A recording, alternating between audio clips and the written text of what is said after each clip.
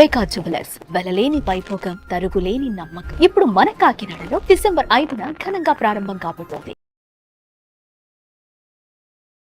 నమస్కారం అనిల్ సింగ్ గారు. నమస్తే శిరీష. సో గోల్డ్ రేట్ గురించి మనం చూస్తే చాలా వరకు ఇందులో ఆ మూమెంట్ అన్నది ఒక రోజు పడడం ఇంకొక రోజు తగ్గడం మనం చూస్తూ ఉన్నాం సార్. అంటే ప్రతిరోజు మీరు ఎంత డీటెయిల్డ్గా చెప్పినప్పటికీ కూడా కొంతవరకు మనం అనాలిసిస్ చేసినా కూడా ఇంకొన్నిసార్లు ఐడెంటిఫై చేయాలి అంటే ఈ రోజు పెరుగుతుందా తగ్గుతుందా అన్నది మాత్రం క్వశ్చన్ మార్క్ లాగానే మిగిలిపోతూ ఉంది. ఎలా ఐడెంటిఫై చేయొచ్చు అంటారు ఈ రోజు స్పాట్ గోల్డ్ రేట్ అండ్ అలాగే ఫ్యూచర్ లో ఉన్న గోల్డ్ ప్రైస్ ఎలా ఉంది sir? First of all gold ప్రియులందరికీ కూడా ప్రపంచం అందరూ ఎవరైతే గోల్డ్ గురించినో ఎక్కువగా వింటూ ఉంటారో ఆర్ హోంవర్క్ చేస్తున్నారో ఆర్ ఈవెన్ పర్చేస్ చేస్తున్న వాళ్ళు వీళ్ళందరికీ కూడా ఒక గుడ్ న్యూస్. చైనా దేశం ఏమిచ్చిందంటే ప్రపంచంలోనే అతి పెద్ద గోల్డ్ మైన్ హిస్టరీలో ఇప్పటిదాకా ఎవరు ఏ దేశంలో కూడా ఇప్పటిదాకా అన్కవర్ చేయలేకపోయారు. చైనాలో 1000 టన్నుల బంగారం కలిగున్న ఒక మైన్ని కనిపెట్టారు. అయితే దీనివల్ల ప్రపంచం అంతట్లో చాలా ఒక హ్యాపీ న్యూస్ ఎందుకు వచ్చిందంటే, ఎందుకు ఈ విషయం చెప్తున్నానంటే, యాక్చువల్గా ఏం జరిగిందంటే సౌత్ ఆఫ్రికాలో ఒక చాలా పెద్ద మైన్ అనేది ఉండేది. దాదాపు 930 మెట్రిక్ టన్స్ బంగారం అనేది అక్కడ నుంచి తీశారు. ఇక్కడ కొత్తగా ఐడెంటిఫై చేశారు చైనాలో దాదాపు 1000 మెట్రిక్ టన్నులు ఇంకా తవ్వక ముందే తెలిసిపోయింది అది ఆ నిజం అనేది. సో ఇక్కడ నుంచి గోల్డ్ ప్రైసెస్ చాలా స్టేబుల్గా ఉండబోతున్నాయి అండ్ ఇక్కడ నుంచి ఎక్కువగా పెరిగే ఛాన్సెస్ ఎక్కువగా ఉంది అంటున్నారు ప్రపంచంలో ఉన్న పెద్ద పెద్ద అనలిస్టులు అందరూ. ఈ హెడ్లైన్ న్యూస్ ఇవాళ చూడడం జరిగింది. సో ఇందులో మనం చూసుకుంటే China discovers world's largest gold deposit with 1000 metric tons of ore which is worth $82 billion. అంటే ఇండియాలో మీరు చూసుకుంటే దాదాపు కాదన్నా కానీ 7 lakh crores 7 లక్ష కోట్ల వర్త్ బంగారము చైనా దేశంలో ఫైండ్ అవుట్ అయింది. మరి ఈ న్యూస్ మనకెలా గుడ్ న్యూస్ అవుతుంది? సో కంపల్సరీగా చైనా వాళ్ళకి మంచిది కదా అంటే నో డౌట్ అండి, ఆ విషయం కరెక్టే. ఎందుకంటే ఏ దేశం దగ్గర అయితే ఎక్కువగా బంగారం ఉంటుందో వాళ్ళ కరెన్సీ అంత స్ట్రాంగ్ అవుతుంది అనమాట. అయితే ఒక చిన్న ఇష్యూ ఏమవ్వచ్చు అంటే, ఒకసారి ఈ తవ్వకాలు అనేది ఇంకా స్టార్ట్ అవ్వలేదు పూర్తిగా, బట్ రిజల్ట్స్ లో మాత్రం వాళ్ళకి వచ్చేసింది కన్ఫర్మ్డ్ 1000 మెట్రిక్ టన్స్ అక్కడ ఉంది. జస్ట్ వాళ్ళు ఎక్స్కవేషన్ అనేది స్టార్ట్ చేయడం మొదలు పెట్టాలి. అయితే ఈ విషయంలో చూసుకుంటే ఇండియాలో పెద్ద పెద్ద సైంటిస్టులు అందరూ ఏం ప్రెడిక్ట్ చేస్తున్నారంటే చైనా కంటే ఎక్కువ బంగారం ఇండియా మైన్స్ లో ఉన్నాయి. దాదాపు అక్కడ మీకు 1000 టన్నుల బంగారం ఉంటే మన దగ్గర more than 5000 mega metric tons లాంటి బంగారం కలిగి ఉన్న చాలా చోట్లు ఉన్నాయి. కానీ ఇష్యూ ఒకటి ఉంది. అందులో మేజర్ ఇష్యూకి ఇండియన్ గవర్నమెంట్కి ఏమొస్తుందంటే, దాదాపు 1,00,000 స్క్వేర్ కిలోమీటర్లు ఉన్న ల్యాండ్ ని ఎక్స్కవేట్ చేస్తే కానీ మీకు తెలియదు ఎగ్జాక్ట్లీ ఎక్కడుంది అని చెప్పేసి. సో గవర్నమెంట్ కి అంత ఎక్స్కవేషన్ చేయడానికి సైంటిస్ట్ని పంపించడానికి జియోలాజిస్టులను పంపించడానికి చాలా డబ్బులు ఖర్చు అవుతుంది. ప్రాబ్లం ఏంటంటే మన దగ్గర ఎవ్రీ 5 years ఎలక్షన్స్ ఉంటాయి. ఇప్పుడు చైనా ఏంటంటే ఎలక్షన్స్ అనేది ఉండదు అక్కడ. వాళ్ళు ఏంటంటే ఉన్న డబ్బులంతా కూడా ఎక్కువగా రీసెర్చ్ R&D పైన ఖర్చు పెడుతున్నారు. ఇండియా దగ్గర బడ్జెట్ అనేది వెల్ఫేర్ స్కీమ్స్ అన్ని చేసే వరకు అసలు మిగిలేది ఏమీ లేదు అక్కడ గవర్నమెంట్ దగ్గర. సో ఇది ఒక మేజర్ హిండ్రెన్స్ అయిపోయింది. మన దగ్గర చైనా కంటే కూడా ఎక్కువ డిపాజిట్స్ ఉన్నాయి అంటున్నారు, కానీ ఆ డిపాజిట్స్ ఎక్కడున్నాయి అనేది కనుక్కోలేక ఇబ్బంది పడుతుంది మన దేశంలో ఉన్న ప్రభుత్వం.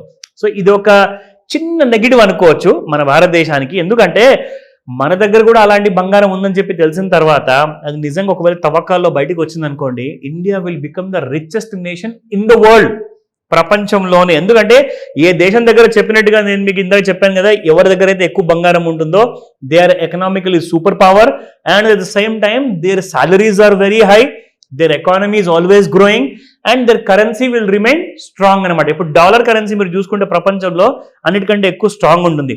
ఇప్పుడు చైనీస్ యువాన్ కరెన్సీ ఉంది కదా, now it is going to go hire అని చెప్పేసి ఇక్కడ చెప్పారు.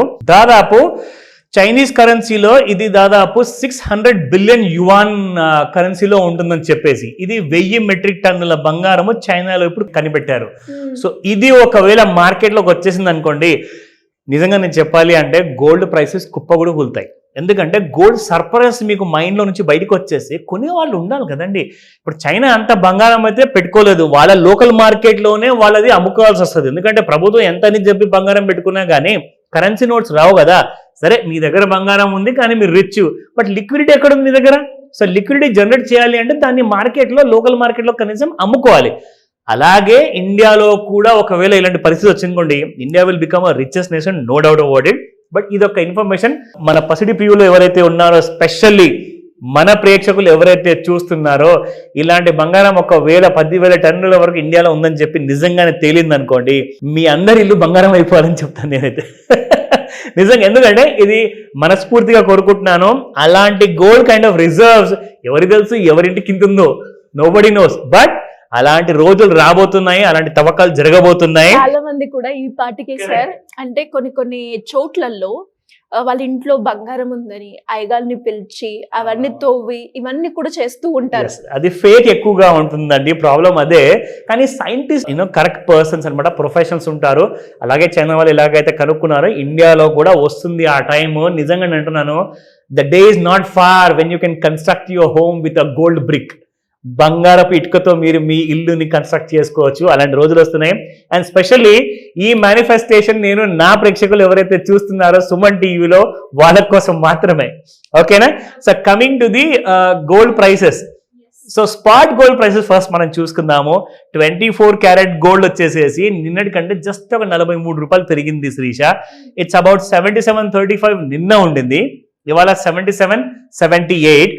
And yesterday 22 carat gold was 7,090. ఈ రోజు చూసుకుంటే 40 రూపాయలు పెరిగేసేసి 71.30 అయింది.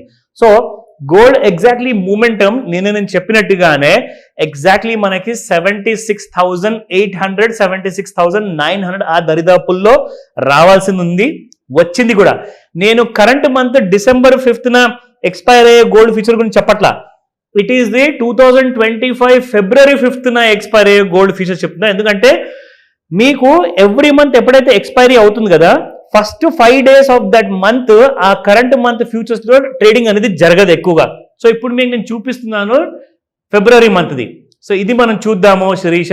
ఈ రోజు మనం చూసుకుంటే మనకి గోల్డ్ నిజంగా చెప్పాలి అంటే ఒక లాంటి కైండ్ ఆఫ్ ఫాల్ ఇచ్చిన తర్వాత అక్కడి నుంచి మళ్ళీ రైజ్ అనేది జరిగింది, కానీ రైజ్ తర్వాత మళ్ళీ ఫాల్ వచ్చింది. సో ఈసారి ఏం జరగబోతుంది అది మీకు చెప్తా. సో ఇక్కడ మనం చూసుకుంటే ఎగ్జాక్ట్లీ ఈ ఫాల్ తర్వాత ఏదైతే రైజ్ వచ్చిందో డౌన్ సైడ్ నుంచి, సో ఇలా అనేది ఒక రైజ్ అనేది వచ్చింది.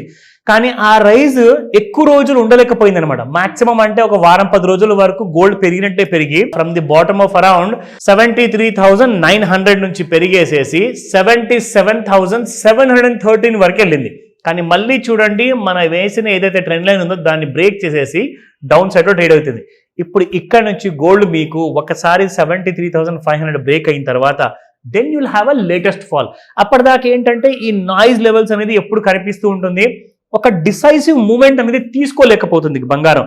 78,000 అప్ సైడ్ క్రాస్ అవ్వాలి, లేదంటే 73,000 డౌన్ సైడ్ బ్రేక్ అవ్వాలి. అప్పటిదాకా మేజర్ ట్రేడ్స్ చేయకండి, నేను రికమెండేషన్ ఇవ్వట్లేదు. మీరు ఇది చూశాక నేర్చుకొని మీరు ప్రయత్నించండి చెప్తాను అందరికీ. Great sir, thank you so much. Welcome Sirisha.